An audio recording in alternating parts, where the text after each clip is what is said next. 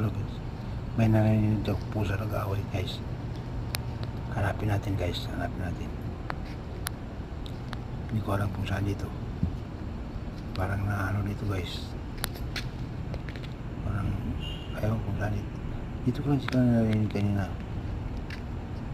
Sana kaya. Sana umiyak yung isa para maalaman natin.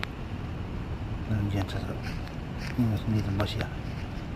Hanapin natin guys. Sana kaya sila nakapila. Sana kaya sila napadpad. Nagabo na kasi.